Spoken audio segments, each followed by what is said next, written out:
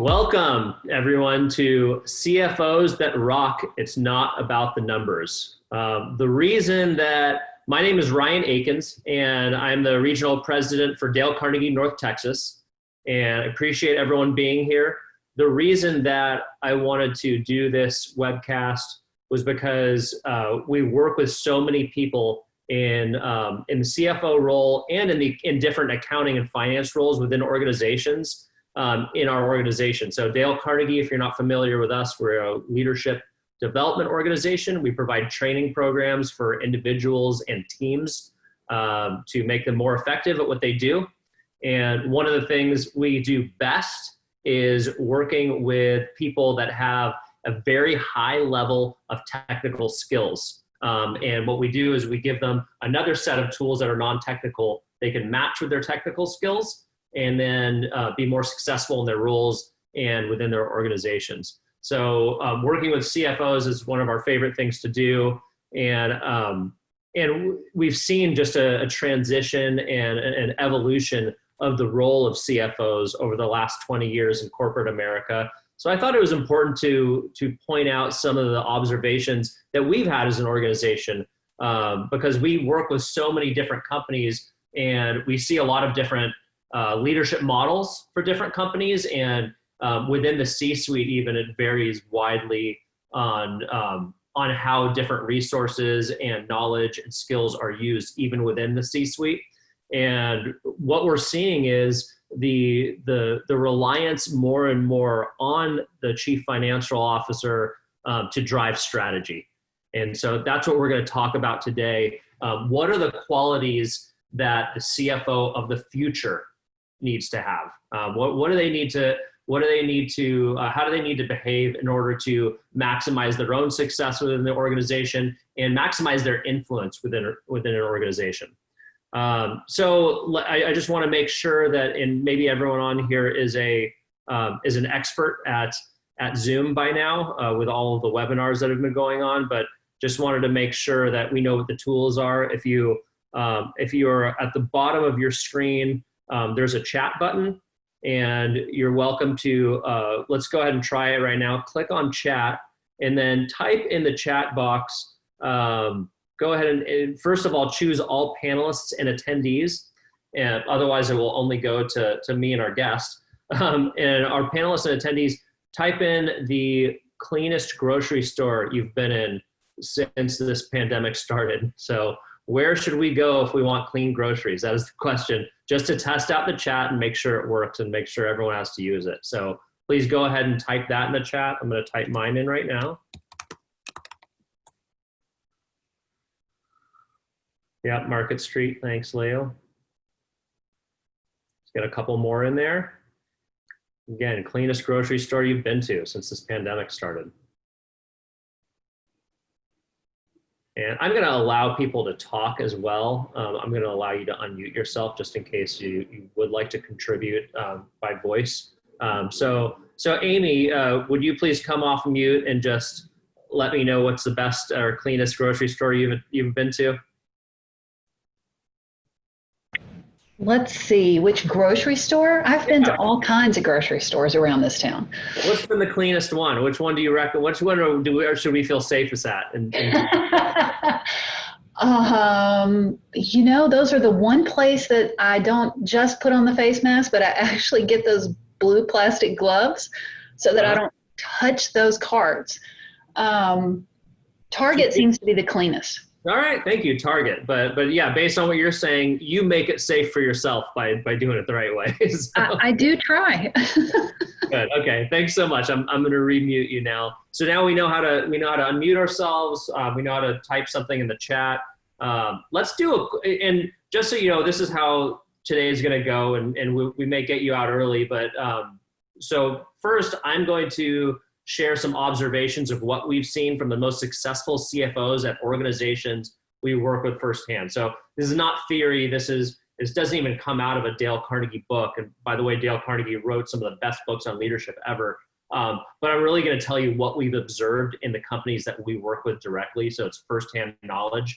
And then we're going to bring in someone that actually practices these things because it's great listening to me as a trainer, but I'm sure you'd all rather hear from the person that's actually putting it into practice and is actually more in your shoes. So we're going to have the opportunity to introduce a guest in about 10 minutes that's going to be able to tell you exactly how he is putting this into practice.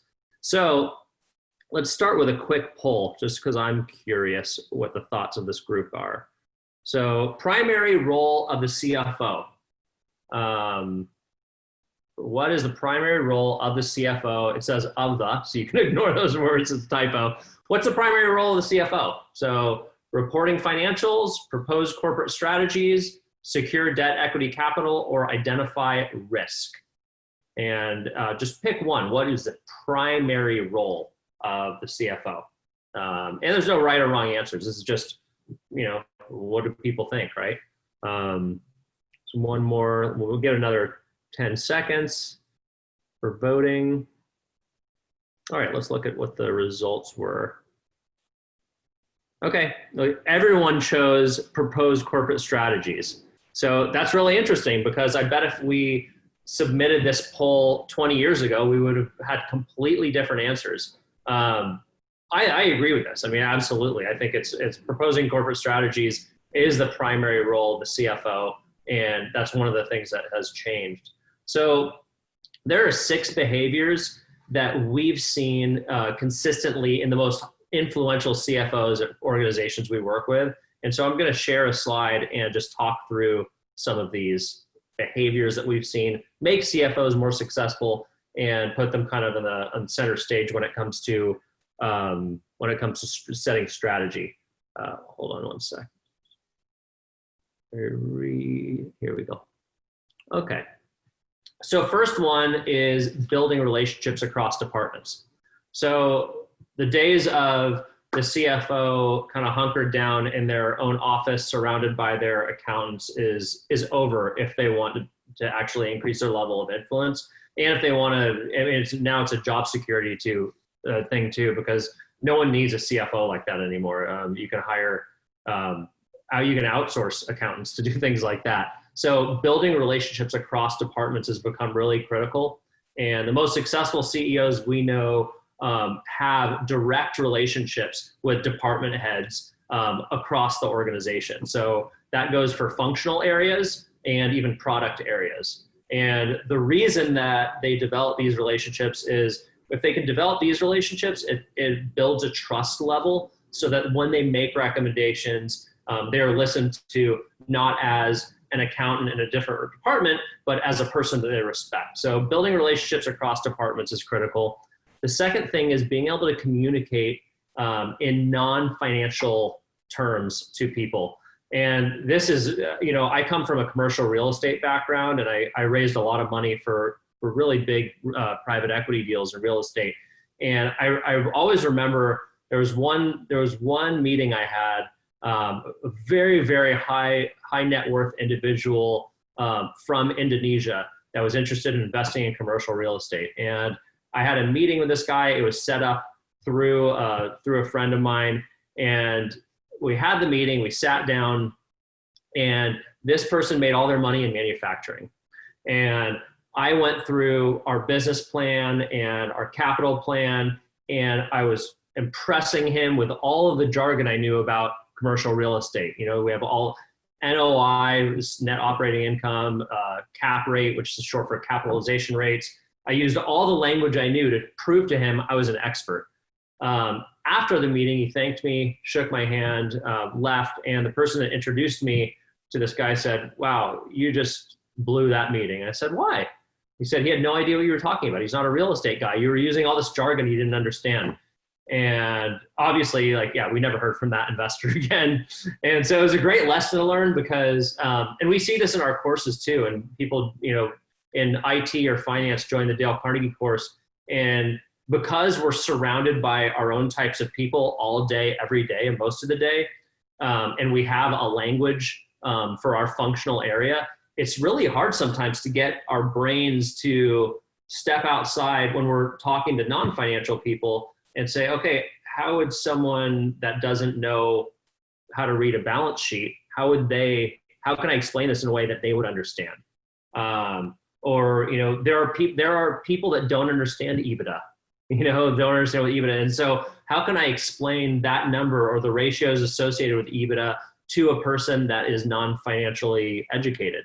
And so, and we have to really be careful of a couple tendencies. One tendency is to think that because we know those things that they don't, that we're smarter than them, which is often very inaccurate. And the other thing is it makes us look smart when we use jargon. That's the other thing. It's just, we've got to get away from that mentality. It doesn't make us smart. It makes us look like we're incapable of communicating. So communicating in a non-financial people in a language they understand is really critical. The third behavior is curiosity about how things work.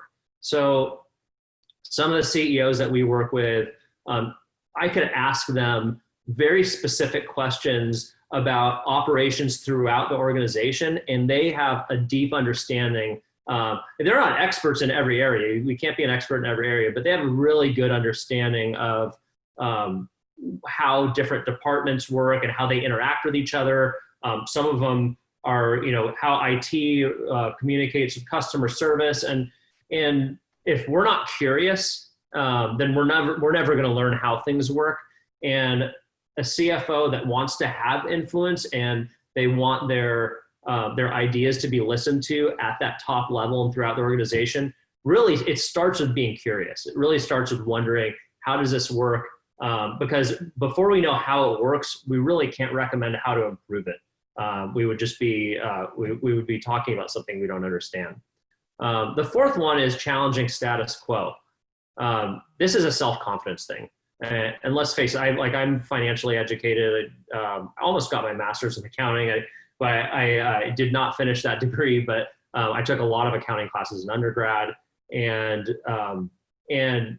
not all the time, but a lot of the time, the profile of someone that goes through an accounting or finance education is more analytical, and perhaps less willing to challenge ideas or challenge concepts. And so, it's a self-confidence thing. Maybe we've been hiding in the numbers for so long, we feel so confident that actually debating with someone else on theory or strategy may be super uncomfortable for us. And so having that level of self-confidence where we can do it in a respectful way, but really challenge the status quo, challenge things that are done right now, and say, hey, I think there's a better way of doing this, and I really think you should listen to this, and establish our argument with evidence. And that's exactly what we work in our leadership programs. The Dale Carnegie course in high impact presentations, so much of that is about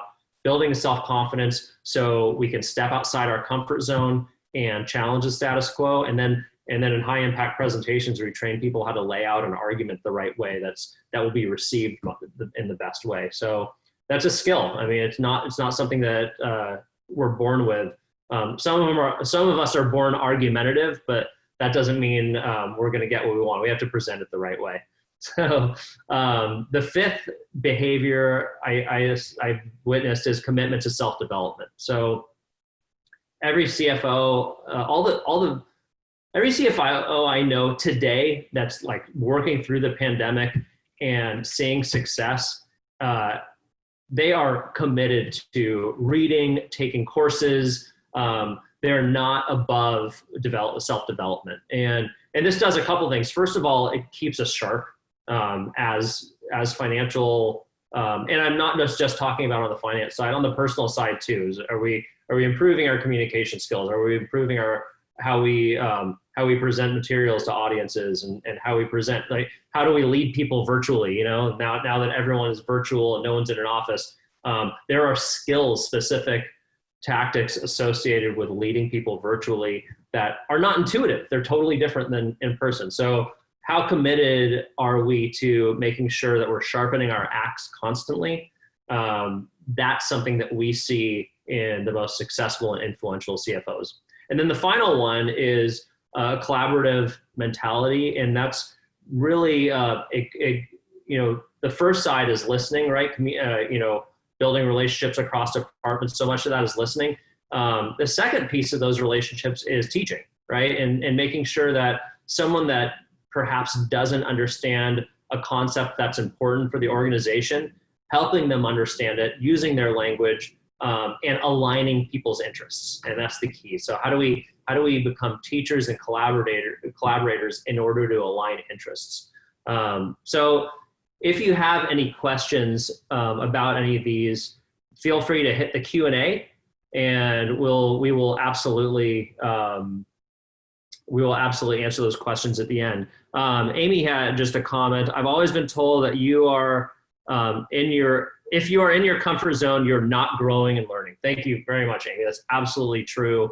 I've experienced it myself, and we see it in all the most successful people we know. So what I'd like to do next is introduce our guest for today. And so this is a gentleman that I actually got my MBA with. We went to grad school together. So he's a close friend of mine. After grad school, he went to work for a company called Precision Governors in the industrial controls industry. He became their CFO. That was up in Illinois. And I was very pleased 13 years ago when he gave me a call and said, hey, I'm moving to Dallas because I'm taking on a role at International Hospital Group. International Hospital Group owns hospitals in Latin American countries that provide American quality healthcare in Latin America. And he's had hospitals in Mexico, Costa Rica. They're pursuing other markets. And this gentleman he's someone that I bounce ideas off, especially when it comes to strategy, certainly financial ideas. And he's also a graduate of our leadership training for results program. It's our program we have for team leadership. He's also a graduate of high impact presentations, our communication course. And so I'd really like to give a warm welcome to Leo Gonzalez. Leo, will you please join us on video? Thank you. Hey, Leo. How's it going, man? Good. How are you? Thanks for the nice introduction. Hi, everybody. Hope everybody's doing well. Yeah, thanks so much for joining us, Leo. So, Leo, you're the Chief Financial Officer of International Hospital Group. You're headquartered here in Dallas, but your hospitals are in Latin America. So you're dealing with cultural differences. Even within an organization that's only in the United States, we're dealing with different cultures within different departments, right? But you're dealing with that exponentially higher because you're also dealing with actually different country cultures as well, right? Exactly. With a variety of countries, yeah. Yeah. So in doing that, how have you, as the CFO of International Hospital Group, how have you kind of bridged that relationship gap between you and the different functional areas in the different hospitals that you guys own? Well, first of all is understanding the common interest. And that comes down pretty much in every discussion. You need to understand the other side's interest so you can get on the same page of discussion, basically. And this is across languages and across functions as well. And here, considering accounting as a language as well, you have different accounting principles in different places, the tax rules, etc. So the first thing is getting on the same page as everybody, understanding your counterpart as well as you understand the point you're trying to get across. How do you do that with, I mean, you have, I guess, different time zones sometimes, and you have, I'm just wondering, like, walk us through how you build relationships with people. Like, what do you do? Do you schedule Zoom video meetings to get to know people that you think are critical in strategy, or like, what do you do to get to know people in the different departments of the hospitals? Well, nowadays, I've been constantly traveling for the last several years, and that's human interaction will never be replaced by screens. I mean, we're forced to do that now, and we're learning how to do it, but it's very different when you're sitting in front of someone and really reading the whole thing. For the last 6 months, we've been looking from here up, right? Yeah. Body language goes way beyond that. So how do you build you're really talking about building a relationship with somebody else, and that's based on trust. So the most challenging ones are either with adverse investors on one end or tax authorities, which those, that you have interests that are opposite in many cases. And so how do you make that a win-win situation instead of a zero-sum game? And that's about listening a lot, listening a lot so you can understand what's coming, and from there, figuring out a way to combine interests. Most of the time, especially in international deals like the ones we're involved with, is communication issues most of the time. Yeah. The cultural side of this plays another big role. So understanding culture and understanding what's appropriate and what's not, that's very basic apparently, but it's not so much. I mean, there's some things, some places, especially in Latin America, there's a concept of usted, or a more formal way of referring to a person, senior, etc. If you miss that one at the beginning, then you're already creating friction in the conversation. So those nuances help a lot. The other one is bridging from a U.S. perspective. You think Latin America, for Latin America, you're trying to understand things on this end. So connecting those dots is very important, and it's making sure that you can do that, but it's not about, if you look at all the 6 points you described, you're talking more about others more than yourself. So it's making sure everybody in the room can understand that and get into that kind of framework. Yeah, no, that's really interesting. And yeah, like just the example you said about language and how certain nuances can disrupt, the message so easily. So you have so many layers, and the fact that, you guys, since you guys own hospitals, you're really on the front lines of this pandemic. How do you feel like the communication the communication that you've committed to over the last few years, how has that helped you in this crisis situation? Very significantly, because it's been about transparency. We're avoiding, at the end of the day, our hospitals, which are a big element in the communities we operate. We've been the main private hospitals in some of the communities we've operated. And so that comes with a level of trust, a level of patient safety and quality of operations. So that's a given. And so coming in with that credibility helps a lot, obviously. Yeah. But it's something you earn over time, and doing it over time of crisis. Even though you already had a step ahead of many other hospitals and businesses, it's about continuing being transparent. I mean, think about back in March, nobody knew what's going on.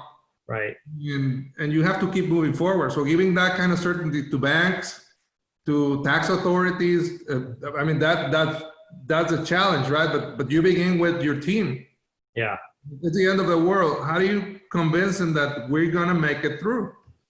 So you have to be very clear into what are the issues. Some of those are not very pleasant to discuss. Your revenue is coming down 50% next month, and we cannot guarantee a layoff. We're doing our best to keep the team intact. And there are some tough decisions to make ahead. So that's some things that help a lot in terms of being transparent and being clear as much as you can with the teams, and being also very honest about what you don't know, right? Right. Yeah, it's interesting you say that, because there's we've done studies about how humility or humble leaders can drive high performance teams. Sometimes just admitting that we don't know the answer is a trust builder in itself, right? Exactly. Yeah. So what's an example where you as a CFO have challenged the status quo? So you've seen something that's being done a certain way, and it's always been done that way, and you see a better way of doing it. How did you bring it up? Who did you talk to first to get cooperation and buy-in? Just tell us a process about how you demonstrate that behavior of challenging status quo.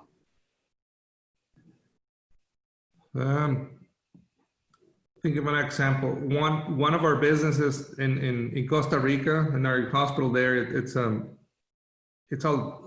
large campus, and we have a medical offices, and we have several businesses which encompass a hospital. One of them is the outpatient pharmacy.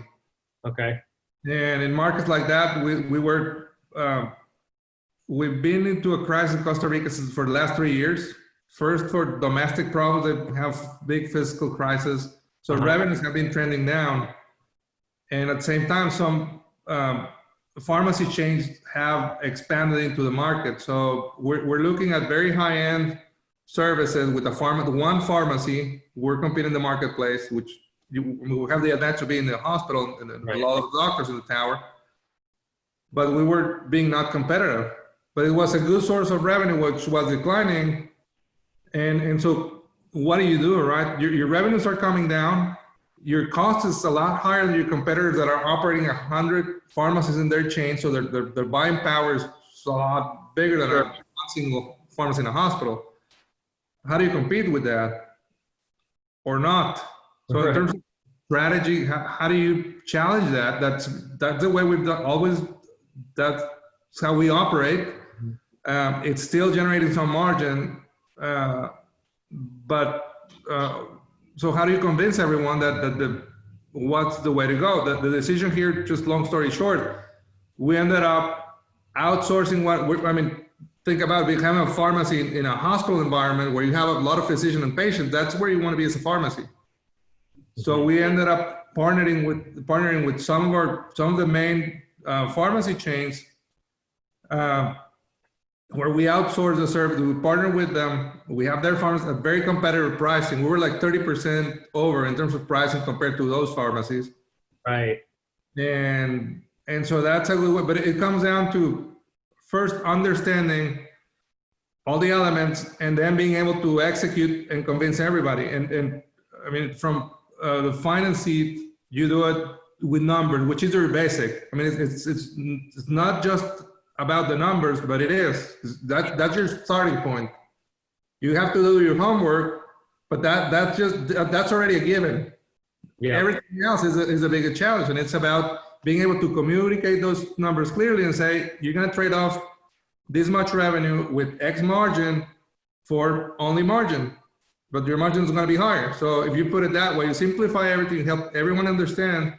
And then we ended up with a really nice partnership where the hospital not only has one pharmacy, we're now expanding hospital services into the pharmacy network, which we decided to partner with. Wow, that's great. And did you, when you saw, because you were looking at the numbers and thinking about this, when you saw this, did you start with the C-suite and talking to the C-suite, your peers about the problem first, or did you talk to people outside first as you were doing your research or getting ideas?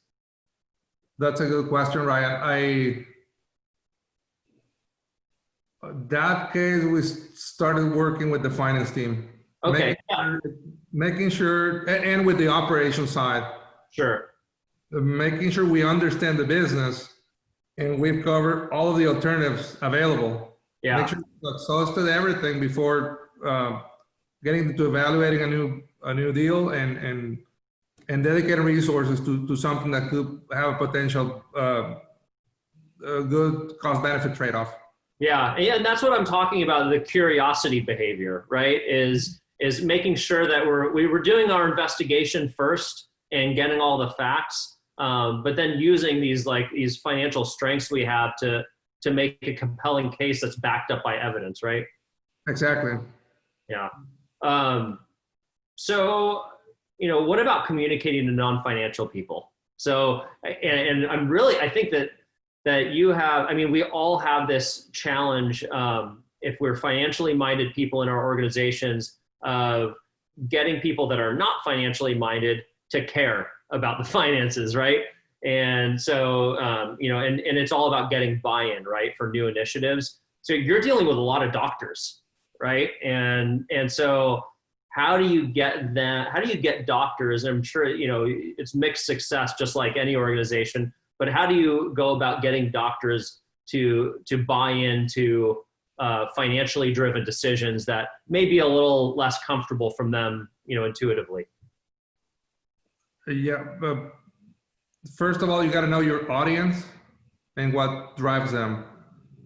And in doctor's case, which is very, very complicated because physicians people are super educated. Mm-hmm. They do know a lot of things, and they think they do know your numbers better than you do. Mm-hmm. So that's the starting point, right? Right. So how do you deal with that? The thing is, one, you got to do all of that, which is obviously the starting point, but you also have to be sure that you know your stuff better, and as much as they do their, surgery procedures. We're both experts. You start leveling the field with respect. Mm-hmm. and mutual understanding. We both went to school. You probably spent a few more years there. Right. But so let's be respectful, and for that you have to have a lot of patience, because there is a particular way of operating with physicians and highly educated people that are trying to look for their interest. Right. One of the things that's helpful is stepping on their shoes. I mean, how would you like to be treated when you get into an OR? These guys have an open patient on the table, and you want to get in there and tell them how to do their surgery. So that's one of the things that's where you start leveling the field. Say, doctor, I'm not coming in to the OR telling you that you're gonna have a heart procedure when you're starting on the leg. You should be starting here at the heart. So you don't do those kind of things, right? So that's a lot of leveling off. And also considering that having a lot of patience, because you have to be patient. It is something that in your best interest to listen, understand what their real demands are. A lot of this comes with a lot of emotions in the middle, and just being fair to them, and as you want them to be fair to you, as if they were explaining you a heart surgery. Yep. Inside. Yeah, are acceptable, and you help them understand your point of view. Yeah, it sounds like a lot of the principles from Dale Carnegie's book, How to Win Friends and Influence People, which is all about first building trust, right? That's like kind of the foundation of influence, is first developing that relationship of trust. And one of his principles is try honestly to see things from the other person's point of view. So like you said, in their shoes, what's their perspective and how do they look at things?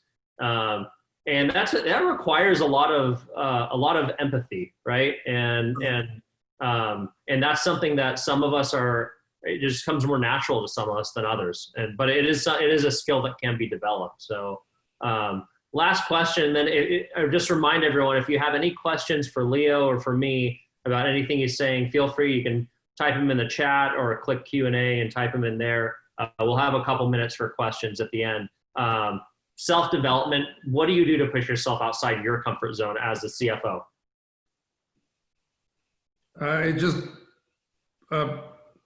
Asking a lot of questions, one, and reading. I mean, there's a lot of online information.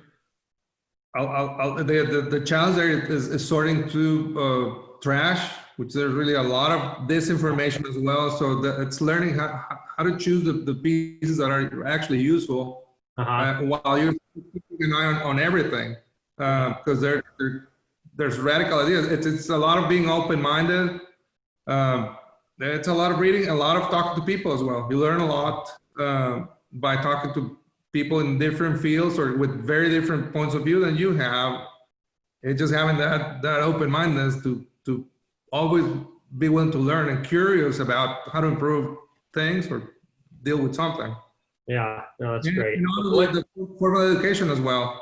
I mean, there's a lot of topics, and there's things that they've already invented the wheel. It's a matter of going through those training programs. Right. So your favorite book you've read in the last few years that you recommend everyone on this that's listening to this or watching this pick up?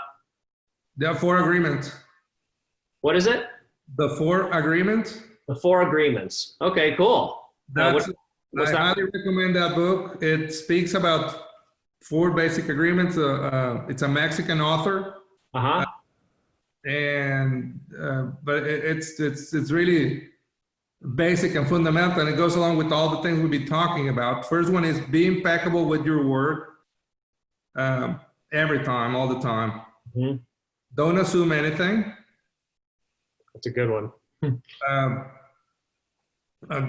Always do your best. And the fourth one, I forgot, but it's very good. The fourth, if we want the fourth one, we have to read the book, right? So that's good. No, thank you. And then what's your favorite magazine or newspaper to read? A Wall Street Journal. Yeah, me too. Really good articles and a lot of good information there. Yeah, great. Well, thank you so much, Leo, for being a guest here. Really appreciate your knowledge and sharing your experience and being so candid with what you're doing at International Hospital Group. The organization is very, very fortunate to have you on their team. I'm fortunate to have you as a friend. Thanks so much for being here.